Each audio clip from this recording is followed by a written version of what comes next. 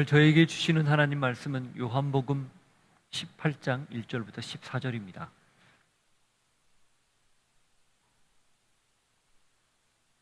같이 읽습니다. 예수께서 이 말씀을 하시고 제자들과 함께 기드론 시내 건너편으로 나가시니 그곳에 동산이 있는데 제자들과 함께 들어가시니라. 그곳은 가끔 예수께서 제자들과 모이시는 곳이므로 예수를 파는 유다도 그곳을 알더라. 유다가 군대와 대제사장들과 바리새인들에게서 얻은 아랫사람들을 데리고 등과 횃불과 무기를 가지고 그리로 오는지라. 예수께서 그 당할 일을 다 아시고 나아가 이르시되 너희가 누구를 찾느냐? 대답하되 나사렛 예수라 하거늘 이르시되 내가 그니라 하시니라. 그를 파는 유다도 그들과 함께 섰더라. 예수께서 그들에게 내가 그니라 하실 때에 그들이 물러가서 땅에 엎드러지는지라. 이에 다시 누구를 찾느냐고 물으신대 그들이 말하되 나사렛 예수라 하거늘 예수께서 대답하시되 너희에게 내가 그니라 하였으니 나를 찾거든 이 사람들이 가는 것은 용납하라 하시니 이는 아버지께서 내게 주신 자 중에서 하나도 잃지 아니하였사옵나이다 하신 말씀을 응하게 하려 함이로라. 이에 시몬 베드로가 칼을 가졌는데 그것을 빼어 대제사장의 종을 쳐서 오른편 귀를 베어버리니 그 종의 이름은 말고라. 예수께서 베드로더러 이르시되 칼을 칼집에 꽂으라. 아버지께서 주신 잔을 내가 마시지 아니하겠느냐 하시니라. 이에 군대와 천부장과 유대인의 아랫사람들이 예수를 잡아 결박하여 먼저 안나스에게로 끌고 가니 안나스는 그 해의 대제사장인 가야바의 장인이라. 가야바는 유대인들에게 한 사람이 백성을 위하여 죽는 것이 유익하다고 권고하던 자더라. 하나님 아버지, 주의 말씀을 듣습니다. 이제 십자가 순환을 주님이 담담히 마주하는데 그 첫 장면 저희가 함께 읽으며 과연 예수님이 걸어가신 그 길의 의미는 무엇이고 또 남겨진 우리에게 사명을 받은 우리에게 주어진 길은 무엇인지 생각할 수 있는 귀한 은혜가 있게 하여 주옵소서. 예수 이름으로 기도하옵나이다. 아멘.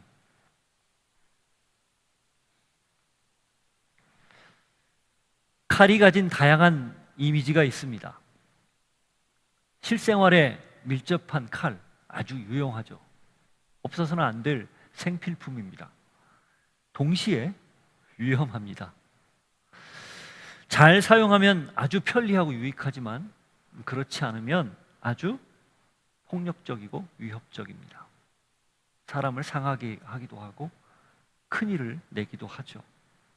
이 보통 칼이라 그리고 칼을 경계할 때 쓰는 그 말은 후자를 두고 하는 이야기입니다. 칼을 쓰는 사람은 모두 칼로 망한다. 칼을 드는 자는 모두 칼로 망한다. 예수님이 하신 말씀입니다. 사실 오늘 본문과 평행 본문인 다른 복음서에 나오는 예수님이 체포당할 때 하셨던 말씀이에요. 이게 무슨 뜻일까요? 칼은 곧 힘과 권력을 상징하지 않습니까? 왜 그걸 가지려고 합니까? 왜 칼을 쥐려 하고 왜 힘이나 권력을 가지려고 합니까? 그걸 가지면 내가 소망하고 꿈꾸던 걸 이룰 수 있다라는 생각 때문 아닐까요? 그래서 사람들은 대부분이 다 권력 지향적이에요. 두 사람만 모여도 파워 게임을 합니다. 네가 위냐 내가 위냐. 부부관계가 그렇지 않아요? 물론 뭐 다 그렇진 않지만 어쨌든 그 인간의 속성이에요. 그걸 확대한 게 정치죠. 가정에도 정치가 있고 작은 집단에도 있고 교회에도 있고 나라에도 있고 결국 정치는 누가 힘을 가지고 그 힘을 어떻게 구사할 것인가 이걸 이야기하는 것 아닙니까? 정의롭게 쓰면 그 공동체나 사회가 건강한 거고 자기 개인의 이익을 위해 쓰면 타락하는 거죠. 사실 역사는 그런 역사 아니겠습니까? 힘을 왜 가지려고 하는지 그리고 어디에 쓰고 어떻게 써야 할지 그래서 우리는 물어야 합니다. 예수님은 오늘 왜 칼을 칼집에 도로 넣으라 말씀을 하셨을까? 굉장히 중요한 메시지를 담고 있습니다. 사실 제일 쉬운 게 칼을 휘두르는 겁니다. 칼을 쥐었으면 그걸 휘두르는 게 제일 쉽지 않습니까? 힘을 가졌다면 그 힘을 사용하는 게 가장 빠르고 확실한 방법이에요. 대부분의 사람이 그렇게 합니다. 자기가 가진 힘을 최대한 발휘해서 내가 목적하는 것, 이걸 이루려 하죠. 누구도 그걸 탓하지 않습니다. 문제 삼지도 않아요. 아, 그 사람이 힘을 가졌으니 쓰는 거구나, 이렇게 생각을 해요. 다만 잘못 쓰면 불편해하는 거죠. 엉뚱한 데 쓰고 그걸 공익을 위해 쓰지 않으면 힘들어하는 거죠. 그래서 보통 사람들이 다 그 힘을 가지려고 부단히 노력을 합니다. 애를 씁니다. 오늘을 열심히 사는 것도 언젠가 때가 되면 나도 그 힘을 가지고 그 힘을 내 마음대로 쓰고 싶다, 그런 것 아니겠습니까? 그런데 전 이미 얘기한 것처럼 그게 만일에 개인의 욕망을 위해서 쓰고 그걸 위해서 내가 가지려 한다면, 그래서 욕망을 위한 수단으로 변질이 된다면 큰 위협이 됩니다. 그래서 우리는 왜 힘을 가지려 하는지 그 목적을 알아야 되고, 그 힘을 어디에 쓸 건지 사용처를 알아야 되고, 어떻게 쓸 건지 방법을 정확히 알아야 됩니다. 왜, 어디에, 어떻게. 예수님이 베드로에게 칼을 칼집에 도로 꽂아라 말씀하신 까닭은 당신이 이 땅에 오신 목적, 그것이 칼을 통해서 이룰 게 아니기 때문이었습니다. 마태복음 26장 53절을 한번 찾아보십시오. 마태복음 26장 53절.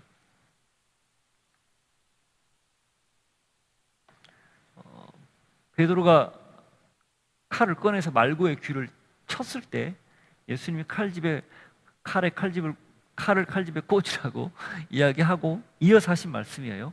53절. 너는 내가 내 아버지께 구하여 지금 12군단 더 되는 천사를 보내시게 할 수 없는 줄로 아느냐? 내가 만일 그렇게 하면 이런 일이 있으리라 한 성경이 어떻게 이루어지겠느냐 하시더라. 예수님이 무능해서 힘이 없어서 칼집에 칼을 꽂으라 이야기한 게 아니라는 거예요. 만일 그 방법을 사용하면 하나님께서 이루고자 했던 구원, 회복, 그건 불가능하다는 거죠. 그렇기 때문에 지금 이것은 칼집을 칼에 꽂고 견뎌내야 될, 감당해야 될 그런 문제다라고 이야기를 하는 겁니다. 만일에 예수님이 흥분해가지고 베드로처럼 칼을 휘둘렀다, 그러면 삼위 하나님의 계획은 무산되는 거예요. 아들 예수가 굳이 성육신할 필요 없었다는 거죠.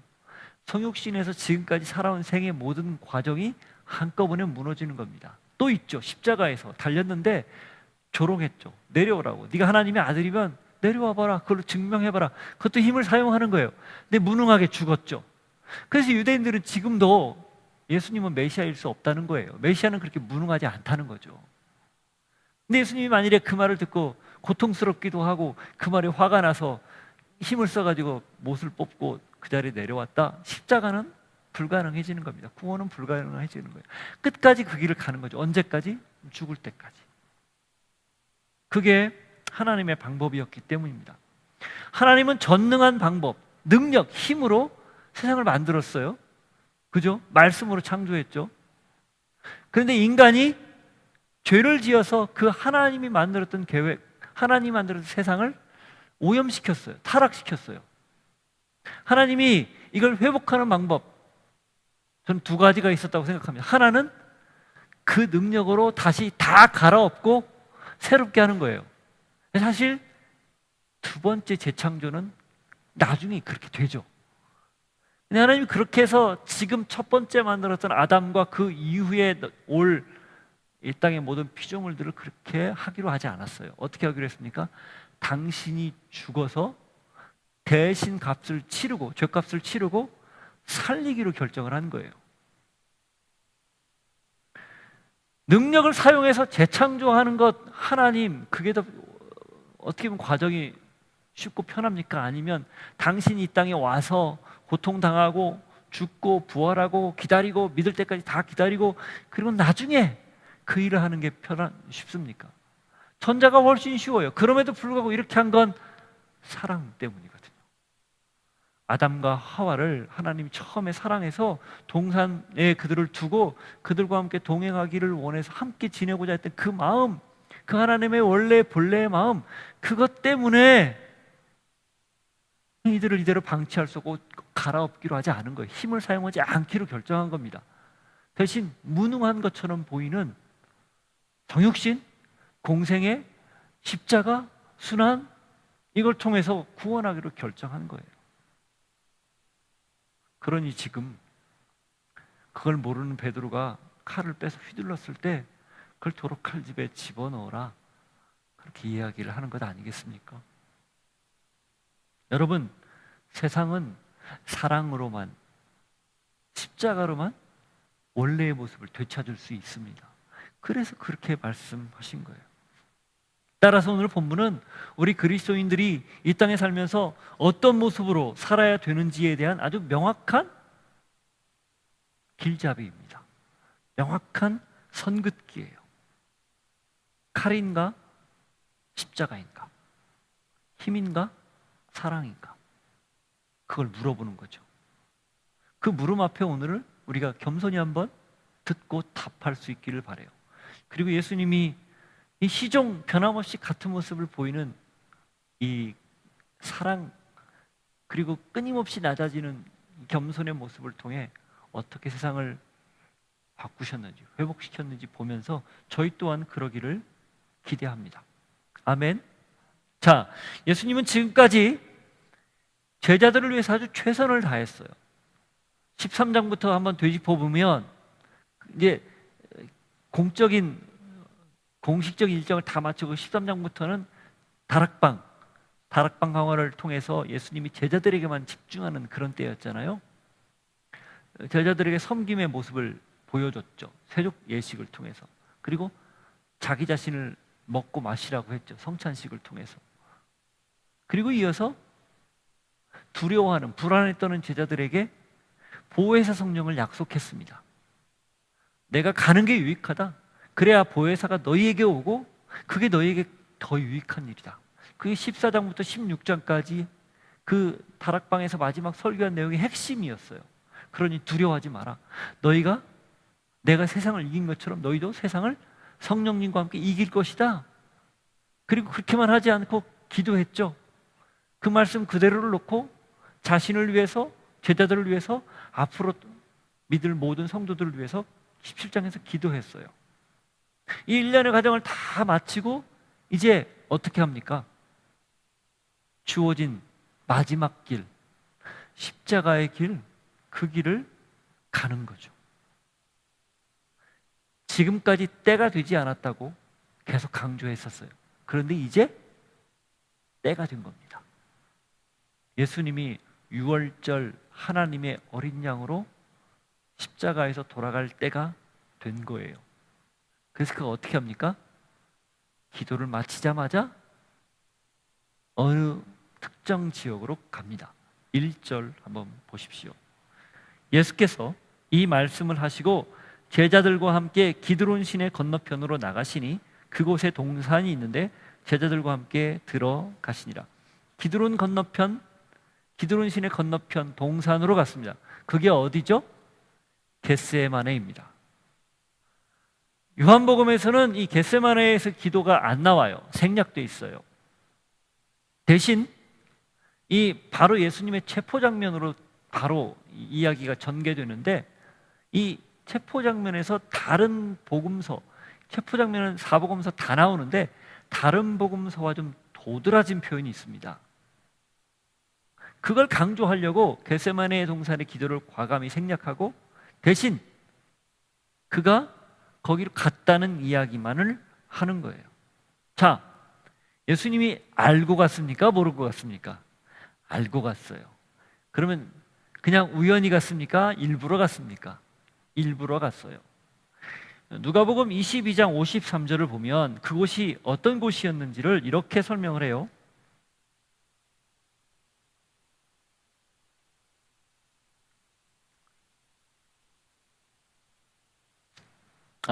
먼저 이 53절 한번 먼저 읽어보시죠. 내가 날마다 너희와 함께 성전에 있을 때에 내게 손을 대지 아니하였도다. 그러나 이제는 너희 때요 어둠의 권세로다 하시더라. 이게 예수님을 잡으러 왔을 때 예수님이 하신 말씀이에요. 그러니까 때가 되어서 갔다 그 얘기죠. 그리고 일부러 그곳에 갔다는 것을 이야기하는 건데, 이 예수님이 가신 곳, 그곳이 어딘가 39절, 22장 39절에 보면 이렇게 나와 있습니다. 한번 보시죠. 22장 39절 읽어보죠. 예수께서 나가사 습관을 따라 감람산에 가심에 제자들도 따라갔더니, 이 감람산이라고 되어 있죠. 겟세마네 동산입니다. 그리고 거기에 뭐라고 되어 있습니까? 습관을 따라 갔다, 그렇게 되어 있어요. 따라서 이곳을 누구도 알고 있었다?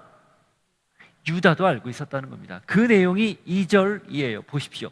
그것은 가끔 예수께서 제자들과 모이시는 곳이므로 예수를 파는 유다도 그곳을 알더라. 예수님이 거기를 알고 유다도 그것을 알고 있다는 것도 알고 일부러 가신 거예요. 왜? 잡히기 위해서. 제가 겟세마네 기도를 빼고 바로 이 내용의 다른 표현, 그러니까 다른 복음서에 나오지 않는 독특한 표현들이 있다고 말씀을 드렸죠. 그게 이제 곧 나오는데, 뭐냐면 자발적인 예수님의 행동이었다는 거예요. 한마디로 말하면. 그건 좀 이따 다시 설명을 하기로 하고, 자, 예수님은 이걸 통해서 우리가 알 수 있는 건 뭡니까? 당신이 이 땅에 오신 목적 그대로 살았다는 거예요. 피하지 않았습니다. 도망치지도 않았어요. 그리고 고민은 했죠. 이 잔을 내게서 지나갈 수 있으면 지나갈 수 있게 해주십시오. 그건 십자가라는 고통이 인간 예수님에게는 엄청난 고통으로 다가올 걸 알았기 때문에 그 고통과 마주하는 게 너무 큰 아픔. 또 하나, 하나님과 한 번도 떨어진 적이 없는데 죽음을 통해서 떨어져야 되는 그 분리에 대한 고통, 이걸 놓고 기도하신 거예요. 그런데 그 기도의 끝이 어떻게 됩니까?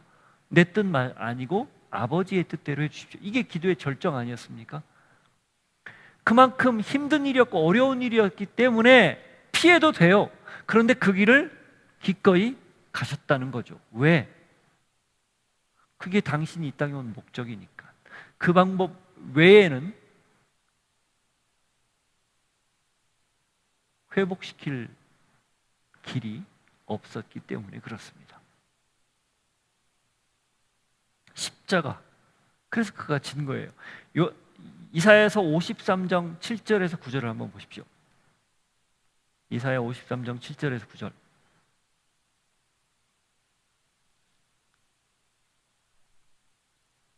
같이 읽습니다. 그가 곤욕을 당하여 괴로울 때에도 그의 입을 열지 아니하였으며 마치 도수장으로 끌려가는 어린 양과 털 깎는 자 앞에서 잠잠한 양같이 그의 입을 열지 아니하였도다. 그는 곤욕과 신문을 당하고 끌려갔으나 그 세대 중에 누가 생각하기를 그가 살아있는 자들의 땅에서 끊어짐은 마땅히 형벌받을 내 백성의 허물 때문이라 하였으리요. 그는 강포를 행하지 아니하였고 그의 입에 거짓이 없었으나 그의 무덤이 악인들과 함께 있었으며 그가 죽은 후에 부자와 함께 있었도다. 이게 예수님 고난받는 종에 대한 예언이거든요. 예수님이 그대로 십자가 순환을 그대로 겪은 내용을 다 여기 써놨어요. 뭡니까? 피하지 않았다는 거예요. 오해를 당해도, 심지어는 모욕과 조롱을 당해도, 그리고 죽임을 당해도 결코 그 길을 피하지 않고 당당히 갔다는 거예요. 목적대로, 하나님 부름대로 살았다는 겁니다. 거기 보면 강포를 행하지 아니하였다는 말도 나오죠. 무슨 뜻이에요? 힘을 쓰지 않았다, 그 말이에요. 결국 사랑으로, 십자가로 세상을 되돌려 놓기 위한 그 계획 그대로 그는 실행했다라는 겁니다. 이게 예수님이 말을 마치고 기드론 신의 건너편으로 건너간 이유예요. 십자가의 길이 시작된 거죠. 목적대로 사는 그 길의 마지막 정점을 향해 지금 달려가는 거예요. 여러분, 그리스도인의 삶도 예수님이 간 이 길과 같은 삶이에요. 뭡니까? 목적대로 사는 거예요. 하나님이 나를 구원하신 목적대로 사는 것, 이게 그리스도인의 길이라는 겁니다. 근데 우리는 많이들 착각해요. 오해해요. 그 신앙이 왜곡돼 있어요. 내가 원하고 내가 바라는 걸 이루기 위해서 신앙한다 이 말이죠. 아닌 경우도 있지만 상당 부분 우리가 나를 잘 들여다보면 이게 하나님의 목적이 아니고 내 목적대로 살려고 하나님을 필요에 따라서 끌어다가 사용하는 경우들이 왕왕 있다는 겁니다. 기억하십시오. 신앙인이란, 그리스도인이란 내 목적대로 사는 사람이 아닙니다. 그리스도의 목적대로, 하나님의 부름대로 사는 게 신앙인이에요. 그게 우리가 오늘도 예수 믿는 이유입니다. 함께 모여 예배하는 이유예요. 내 목적을 내려놓고 하나님의 목적대로, 그분의 목적이 이끄는 대로 살기 위해서. 그걸 결정하는 시간이 예배 시간입니다. 그걸 다시 확인하는 시간이 지금이에요.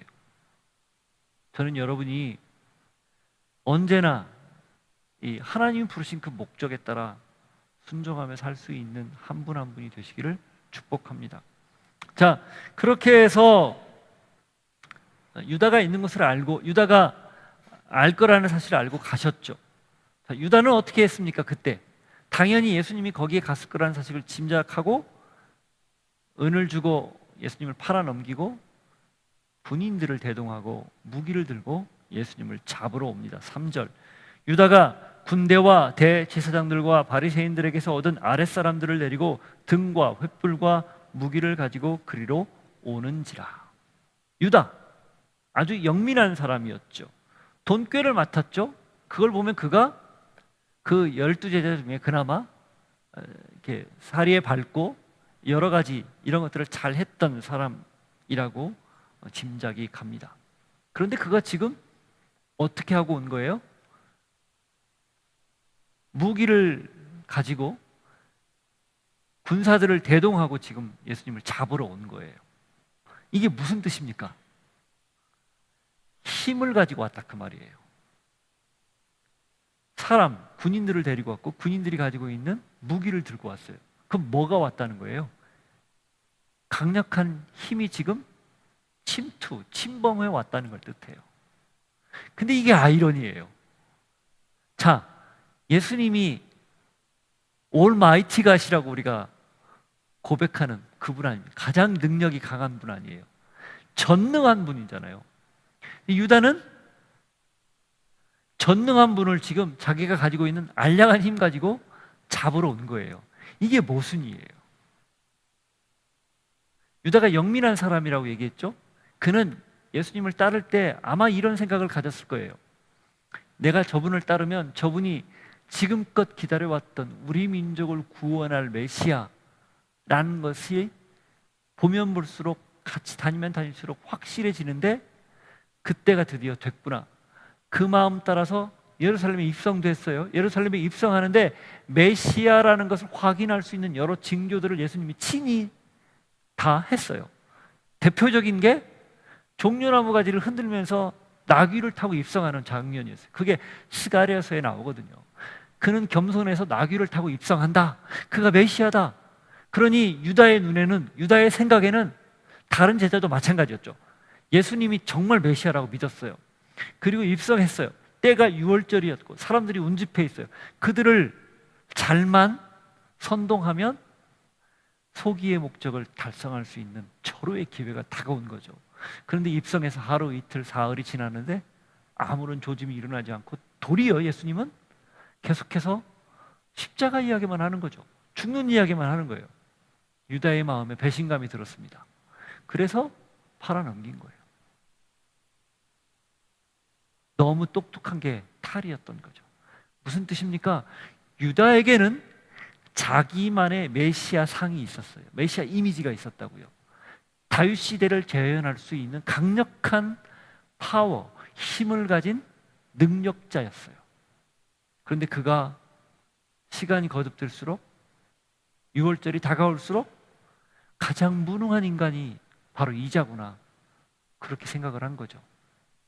그러니 팔아넘긴 거고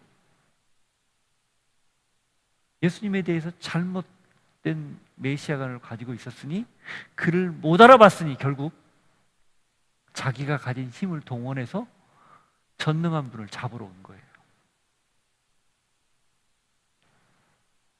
유다 같은 모습 우리에게는 없을까요?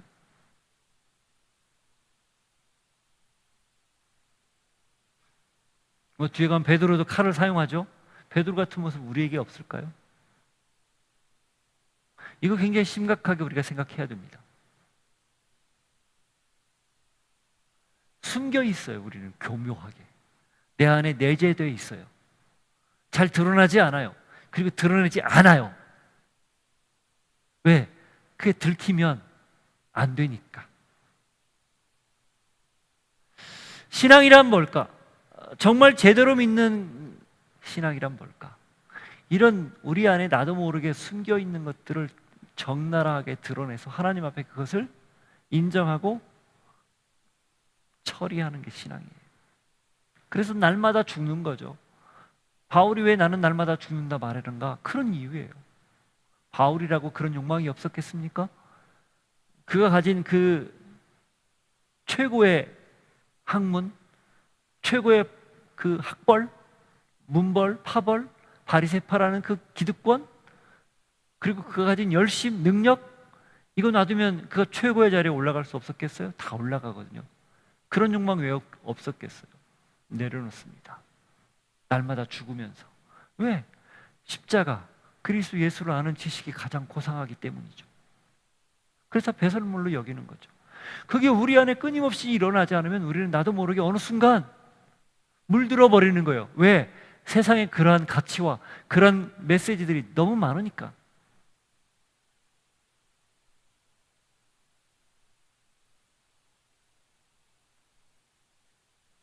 그래서 내가 가진 알량한 지식으로, 알량한 힘으로 하나님을 뒤흔들려고 합니다. 때를 쓰는 거죠.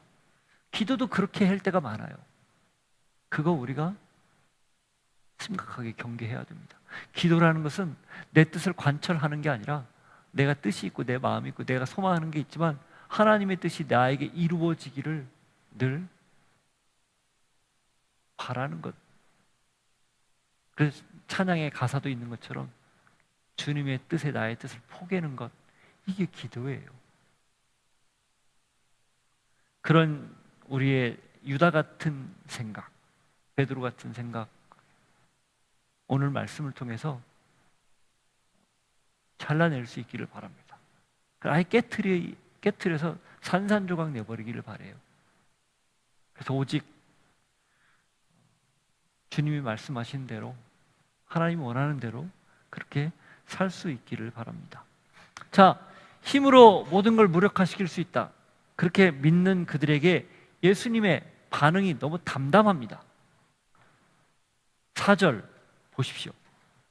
예수께서 그 당할 일을 다 아시고 나아가 이르시되 너희가 누구를 찾느냐. 그들의 출현, 이거 굉장히 큰 위협이었어요. 더군다나 횃불, 무기, 군인들이 함께 소란을 떨며 찾아왔으니 그 기도하는 현장에서 얼마나 깜짝 놀랐겠어요.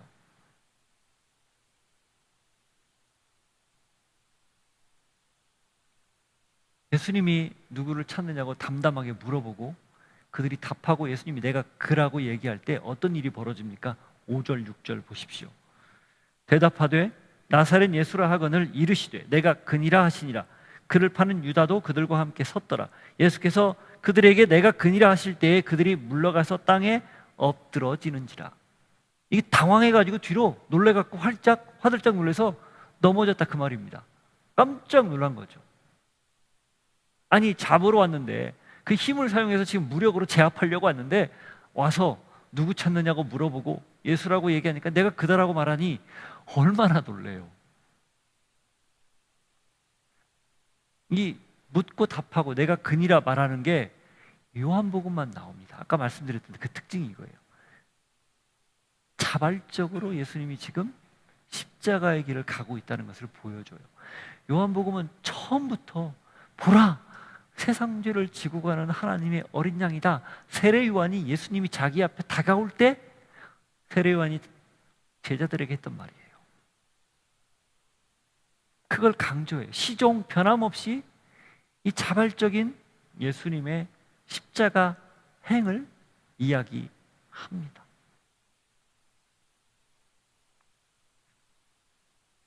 이게 예수님이 세상을 회복시키고 바꾸는 방법이었습니다.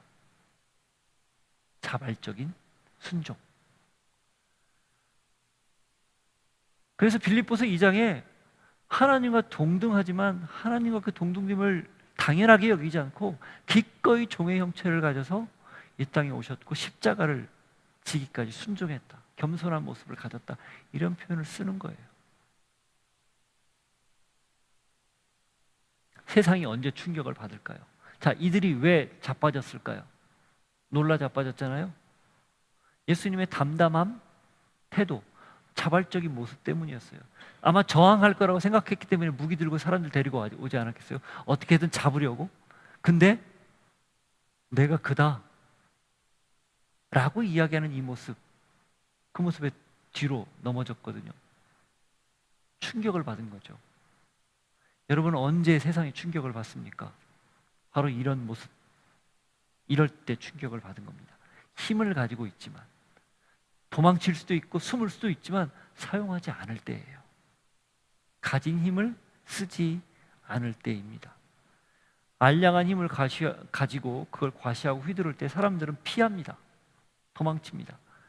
그러나 어느 때인가 나도 그 힘을 능가하는 힘을 갖겠다고 이를 갈죠. 그게 세상에서 사람들이 보통 살아가는 방식이에요. 그러나 예수님이 보여준 방식은 전혀 다릅니다. 아예 사용을 안 하는 거였습니다. 가지고 있지만 드러내지 않은 거예요.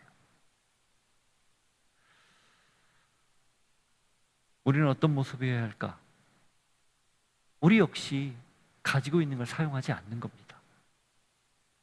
상향적인 권력, 힘 대신 하향적인 사랑과 희생, 나눔과 베품, 용서와 관용, 그리고 겸손과 섬김, 이런 것들을 지향할 때 비로소 세상이 충격을 먹고 감동을 받는 거죠. 여러분, 오늘도 우리에게 주어진 시간과 재능과 물질, 내가 가진 힘이 있어요.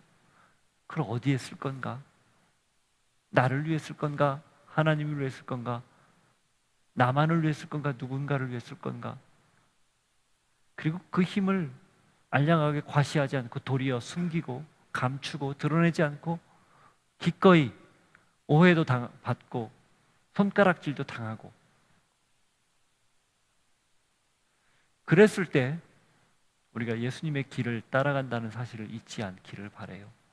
그랬을 때 세상이 충격을 받고, 그리고 그리스도 예수의 사람들에 대해서 진정한 두려움을 갖게 된다는 것을 잊지 않기를 바랍니다. 자, 너희가 누구를 찾느냐? 그 질문에 나사렛 예수다 라는 답이 왔고, 예수님이 내가 그다 라는 말이 두 번 오갑니다. 7절부터 8절 앞부분까지 또 읽어보죠.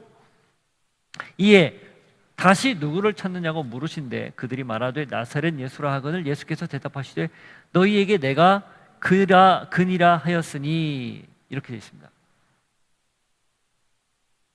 자, 두 번 오간 다음에 어떤 일이 벌어집니까? 8절 후반부터 읽어보죠.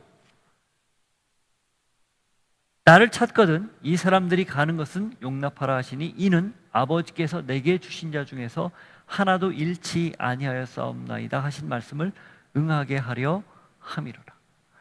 한 번이 아니고 두 번이나 재차 이렇게 말을 하는 이유, 확인시켜 준 거죠.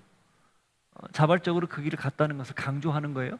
그리고 또 하나의 이유가 뭐냐면 당신이 맡았던 제자들, 그 제자들을 하나도 잃지 아니했다라는 그 말씀 그대로를 응하게 하려고 그렇게 하신 거예요. 자, 17장 앞부분 한번 보시죠. 12절. 내가 그들과 함께 있을 때에 내게 주신 아버지의 이름으로 그들을 보존하고 지키었나이다. 그 중에 하나도 멸망하지 않고 다만 멸망의 자식뿐이오니 이는 성경을 응하게 함이니이다. 유다를 가리키는 거죠. 그리고 이렇게 내가 그다라고 자발적으로 잡히신 이유가 뭐라고요? 제자들을 내가 하나도 잃지 않았다. 보호하기 위해서. 그들을 놔두고 만일에 저항하면 예수님은 물론이거니와 거기 함께 있었던 제자들도 싸그리 잡혀갈 상황이거든요. 그런데 예수님이 내가 그다라고 이야기하면 자발적으로 응했기 때문에, 그리고 이런 부탁까지 하는 거죠. 저들은 가게 두라. 그렇기 때문에 이렇게 자발적으로 응하셨다라는 걸 강조하고 있는 겁니다. 예수님이 기도만 하지 않고 말씀만 하지 않고 기도한 대로 말씀한 대로 실행에 옮겼다는 것을 알 수 있는 거죠. 제자들은 물론 그 예수님의 배려와 무색하게 다 도망치고 말지만 그건 그들에게는 아직은 여전한 한계였기 때문에 그 예수님 다 이해하고 계셨어요. 그들의 미래를 보고 말씀드렸듯이 미래의 가치를 보고 그들에게 보혜사를 약속했고, 결국은 그들이 당신이 걸어갔던 길, 맡겼던 길, 그 길을 갈 걸 알았기 때문에 지금 최선을 다해서 보호하는 겁니다. 여러분, 우리도 마찬가지예요. 우리는 완전하지 않죠. 부족하죠. 그러나 예수님이 이때 당시 제자들과 다른 모습이 하나 있어요. 우리 안에 누가 계셔요? 성령님이 계십니다. 그러니 어떻게 돼요? 어쩌면 우리에게 더 큰 막중한 책임이 있죠. 그 성령을 근심하게 하는 일, 우리가 해서는 안 된다는 거죠. 예수님이 그렇게 끝까지 보호하고 그들을 살리기 위해서 애를 썼던 이런 모습들 여전히 지금도 유효한데, 그렇게 해서 당신의 생명을 주셨고 그 생명을 우리가 계속해서 유지할 수 있도록 여전히 성령님을 통해 돕고 있는데, 만일에 그걸 우리가 외면한다 혹은 무시한다? 그리스도인다움이 아니에요. 그리스도인다움이란 그걸 알고 성령의 음성에 민감하여 그분 뜻대로 살기를 결정하는 겁니다. 그게 그분이 하신 일이기 때문에 거기에 상응하는 나의 반응이 반드시 필요하다는 거죠. 어떻습니까? 그러기를 원하지 않으세요? 이렇게까지 보호하셨고 이렇게까지 예수님이 아끼지 않고 당신의 목숨을 아끼지 않고 우리를 위해 다 내주셨는데 당연히 그 값을 치른 만큼 우리가 살아야 되지 않겠습니까? 부디 그럴 수 있기를 축복합니다. 도전합니다. 자, 그렇게 해서 예수님이 잡히기 직전이었어요. 그때 갑자기 변수가 생깁니다. 그게 바로 베드로의 충동적이고 아주 폭력적인 행동이었어요. 10절입니다. 이에 시몬 베드로가 칼을 가졌는데 그것을 빼어 대제사장의 종을 쳐서 오른편 귀를 베어버리니 그 종의 이름은 말고라. 어쩌면 베드로의 이런 행동은 지극히 정상적이에요. 아니, 눈앞에서 예수님이 잡혀가는데, 자기 주님이 잡혀가는데 그걸 어떻게 가만히 놔둬요? 베드로가 또 수제자, 마청이라고 하지 않습니까? 그러니까 때마침 칼을 품고 있었는데 그 칼로 잡으려고 하는 그 말고의 귀를 내리쳐서 떨어뜨린 거죠. 의리의 사나이 아닙니까? 주와 함께 죽을지언정 부인하지 않겠다고 했던 바로 그자 아니에요?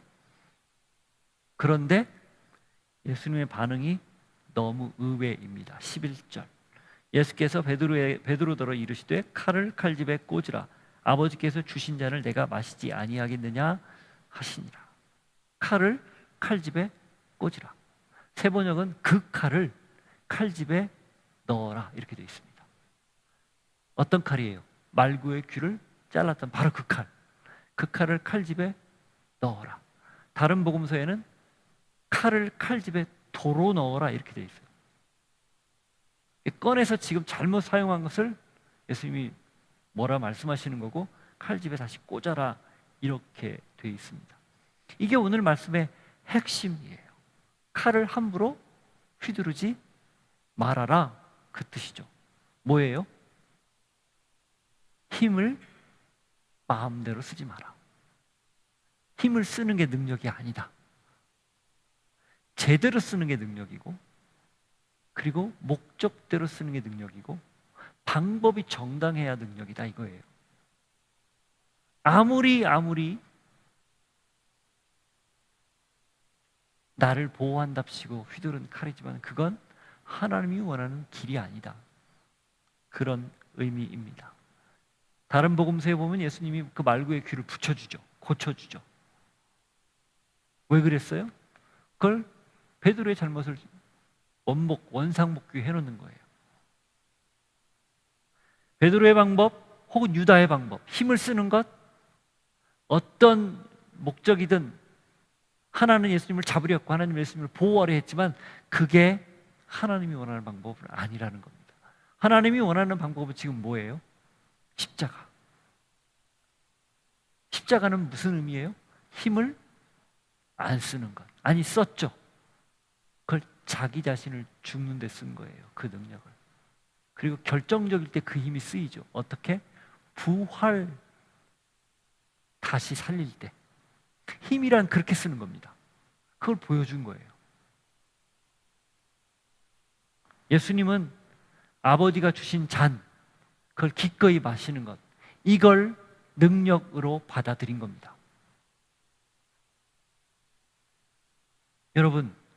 여러분이 볼 때 유다와 군사들이 능력자입니까? 예수님이 능력자입니까?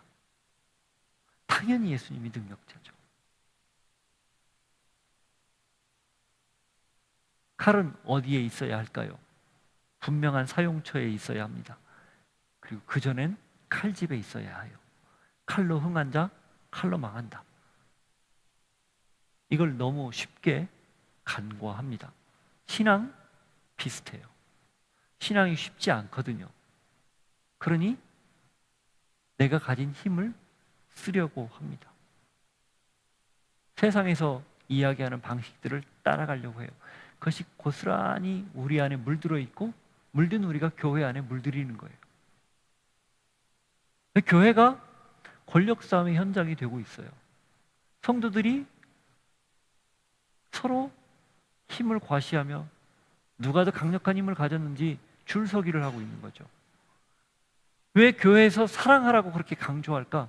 교회는 힘을 자랑하는 곳이 아니고 사랑하는데 모든 것을 다 쏟아 부어야 하는 곳이기 때문에 그렇습니다. 저는 베이직 교회와 또 형제교회들이 가치로 가지고 있는 이 형제를 사랑하는 것, 이게 너무 귀하고 또 예수님이 말씀하신 것을 가장 분명하게 드러낼 수 있는 방식이라고 확실히 믿습니다. 성경적이라고 믿어요. 힘을 왜 갖는가? 그것은 내려가기 위해서 갖는 겁니다. 힘을 왜 쓰는가? 내려가서 섬기기 위해서 쓰는 거예요. 힘을 왜 우리가 사용해야 되는가? 결국 사람들에게 감동을 주고 그 힘으로 겸손하게 섬기는 모습을 통해 하나님이 누구신지를 드러내기 위해서 쓰는 겁니다. 그게 힘을 가진 자의 힘을 쓰는 방식이고 삶의 목적이에요. 세상이 가는 길은 좋아 보여요. 괜찮아 보여요. 그럴싸해 보입니다. 그리고 언뜻 수월합니다. 그러나 신앙인이 가는 길은 그렇게 썩 아름답지 않아요. 아니, 아름답지 않다는 게 여기만 딱 자르면 이상하게 생각하니까 보통 사람들이 이야기하는 것처럼 그렇게 멋진 어떤 내가 드러나고 화려하고 이런 게 아니라는 거예요. 초라할 수 있고요. 별 볼 일 없을 수 있고요. 부족할 수 있어요. 그리고 그 길은 좁은 길이기도 합니다. 빨리 가는 길도 아니에요. 굉장히 많이 돌아가는 길이에요. 돌아갈 뿐 아니라 험한 길입니다. 그러니 힘을 써서 그 길을 탄탄대로로 닦고 아주 곧은 직선도로를 세워서 빨리 가고 싶은 그 욕망, 그걸 계속해서 우리 안에 부추기는 거죠. 그게 옳다라고 이야기하고 그게 세태죠. 그럼에도 불구하고 우리가 예수님이 칼을 칼집에 도로 넣어라 라고 얘기했는 이 말씀을 받아들인다면 우리는 기꺼이 낮고 좁고 돌아가고 험하고 쉽지 않은 그 길을 지금 가야 된다는 거죠. 그게 칼집에 칼을 넣는 결단입니다. 무엇이 용기입니까? 칼을 휘두르지 않는 게 용기예요. 힘을 쓰지 않는 게 진정한 용기이고 능력입니다. 왜 세상이 그리스도인들을 여전히 손가락질합니까? 다르지 않아서입니다. 똑같아서 사고 방식도 행동 양식도. 당신들은 교회 다닌다면서 왜 똑같이 그렇게 생각하고 행동합니까? 그래서 손가락질하는 거예요. 그건 세상이 아직은 믿는 자들에게 기대치가 있다는 거죠. 당신들은 적어도 그러지 않아야 되죠. 그럼 그들이 기대하는 것 뭐냐? 네, 오늘 말씀의 문맥대로 보면 힘을 사용하지 않는 겁니다. 내 마음대로 힘을 쓰지 않는 거예요. 그리고 대신 그 힘으로 더 낮은 것을 지향하는 거죠. 더 어려운 걸 자처하는 겁니다. 더 고통스럽고 힘든 길을 가기로 결정하는 거예요. 칼을 칼집에 도로 집어넣는 행동, 이게 세상에 충격을 주고 변화를 일으킨다는 거 잊지 않기를 바랍니다. 아멘 안 하세요? 그리고 그렇게 칼집에 칼을 넣고 설령 흥분해서 뺐다 하더라도 말씀을 기억하고 다시 집어넣었을 때 그때부터 진정한 변화가 시작된다는 것. 그리고 그게 하나님이 원하는 목적대로 산다는 사실을 기억할 수 있기를 바라요. 그러면 누가 할까요? 내가 하는 대신 하나님이 하십니다. 그게 신앙하는 묘미예요. 재미예요. 얼마나 흥분됩니까? 그런 경험이 여러분에게 있기를 바랍니다. 아멘. 예수님이 안나스에게로 끌려갑니다. 12절, 14절. 이에 군대와 천부장과 유대인의 아랫사람들이 예수를 잡아 결박하여 먼저 안나스에게로 끌고 가니 안나스는 그 해의 대제사장인 가야바의 장인이라. 가야바는 유대인들에게 한 사람이 백성을 위하여 죽는 것이 유익하다고 권고하던 자라라. 이 한 사람이 백성을 위해서 죽는 것이 유익하다고 말하는 게 11장에 나와요. 한번 보시겠어요? 11장 50절. 한 사람이 백성을 위하여 죽어서 온 민족이 망하지 않게 되는 것이 너희에게 유익한 줄을 생각하지 아니하는도다 하였으니, 이 눈을 이렇게 앞을 못 봤다가 눈을 뜬 사람, 그 자를 신문하다가 예수님이 메시아냐 아니냐 뭐 이런 얘기를 주고받을 때 가야바가 했던 이야기예요. 예수님의 십자가를 자기도 모르게 이야기한 거죠. 그 가야바의 장인이 안나스입니다. 이 안나스는 당대 최고의 실세였어요. 가야바가 대제사장, 그의 제사장이었는데 그의 장인으로 마쿠에서 영향력을 행사하는 사람이었습니다. 이 안나스 앞에서 신문 받는 것도 요한복음에만 나옵니다. 지금 그래서 정황을 보면 안나스에게로 가서 실질적으로 신문을 받고, 그리고 가야바와 제사장들 공회 앞에서, 사내들인 공회 앞에서 신문을 받고, 그리고 빌라도에게 갔다가 사형 언도를 받은 걸로 그렇게 보이는 거죠. 자, 이 내용을 왜 이렇게 기록을 했을까요? 지금 고초를 겪기 시작했다는 거예요. 십자가의 길이 시작됐다는 거예요. 물론 십자가의 길은 이미 성육신할 때부터 시작된 겁니다. 육체의 몸을 입고 온 때부터 이미 시작된 거예요. 그러나 그 구체적인 시작은 바로 체포 직후 신문을 당하면서부터 시작이 되는 거죠. 그런데 예수님이 그들이 가지고 있는, 그들이 당대 유대 사회를 지탱하고 이끌어가는 그 힘에 기꺼이 자기 자신을 내어 맡깁니다. 왜? 지금 예수님이 칼을 안 쓰기 때문에. 칼집에 칼을 넣은 채로 그대로 십자가의 길을 묵묵히 걸어갈 것이기 때문에. 언제까지? 완전히 목숨이 끊어질 때까지. 다음 주에 이어져요. 우리가 기억해야 될 것, 예수님의 진정한 능력이 십자가에서 결국 죽음으로 드러났다는 거. 그걸 꼭 기억할 수 있기를 바라요. 그게 십자가의 역설이고 우리를 구원하는 하나님의 놀라운 능력입니다. 그걸 찬양하십시오. 그걸 기대하십시오. 축복합니다. 오늘 여러분이 가지고 있는 힘, 그걸 기꺼이 주님 앞에 내어놓고 하나님이 여러분을 붙들어서 하나님의 힘에 이끌려서 하나님의 목적대로 살면서 하나님이 하시는 것을 볼 수 있는 진정한 힘을 가진 사람이 될 수 있기를 축복합니다. 같이 기도하겠습니다. 이렇게 기도하죠. 하나님 아버지, 우리는 쉽게 내가 가지고 있는 것들을 꺼내어 쓰고 싶어 합니다. 그럴 때마다 과연 이게 옳습니까? 하나님의 뜻이 맞습니까? 묻게 해주시고, 그럴 때마다 주님, 아니다 얘야, 그걸 감추어라, 그걸 드러내지 말아라, 대신 나에게 맡기렴, 내가 다 하겠다 하시는 음성을 듣고, 그게 능력이라는 것, 그게 힘이라는 걸 알고 그렇게 주님께 순종할 수 있는 우리가 되게 하옵소서. 기도하겠습니다. 함께 기도합니다. 하나님 아버지, 감사합니다. 오늘도 주님 말씀을 통해서 저희를 깨워주신 것 기억하고, 무엇보다도 하나님의 은혜로만 우리가 살 수 있다는 사실을 알고, 십자가의 그 능력만을 따라갈 수 있는 저희 되게 하옵소서. 내가 휘두를 수 있을 때 기꺼이 포기하고 하나님이 그 모든 걸 하실 수 있습니다 라고 고백할 수 있는 저희들 되게 하시고, 하여 그 칼을 칼집에 도로 넣어라 말씀하시는 음성에 따라 순종하며 주님, 내가 가진 힘을 사용하지 않고 주님 뜻대로 살기를 결정할 수 있는 우리들 모두가 되게 하여 주옵소서. 하나님 아버지, 칼을 휘두르는 게 너무 쉬운 세상에서 삽니다. 그럴 때 우리는 기꺼이 그 칼을 도로 칼집에 넣고 하나님께 내어 맡기고, 그리고 하나님의 뜻에 순종하는 것이 진정한 힘이라는 걸 깨닫고 알고 그렇게 살아갈 수 있는 우리들 모두가 되게 하여 주옵소서. 예수 이름으로 기도하옵나이다. 아멘. 함께 일어나 고백합니다. 놀라운 사랑 찬양하리라. 우리를 위해 생명 주셨네. 놀라운 사랑 찬양하리라.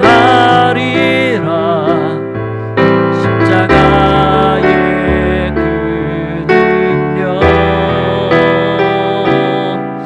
십자가의 그 능력. 놀라운 사랑 찬양하리라. 놀라운 사랑 찬양하리라. 우리를 위해 생명 주셨네. 놀라운 사랑 찬양하리라. 십자가의 그 능력, 십자가의 그 능력.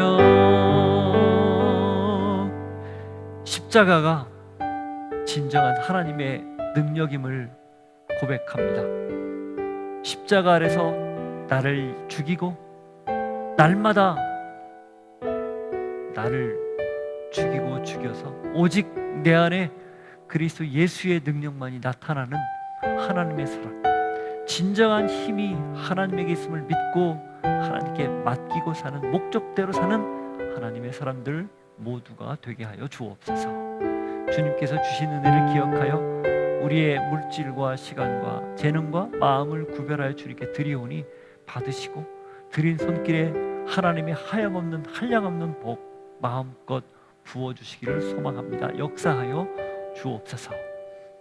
지금은 우리 구주 예수 그리스도의 은혜와 하나님 아버지의 사랑과 성령님의 교통하심이 그 칼을 칼집에 넣으라, 이 말씀을 듣고, 예 하나님, 우리가 주님 목적대로 살기 위하여 내 힘 함부로 쓰지 않고 도리어 그걸 내려놓고 포기하고 하나님의 능력이 나를 통해서 드러나기를 소망합니다.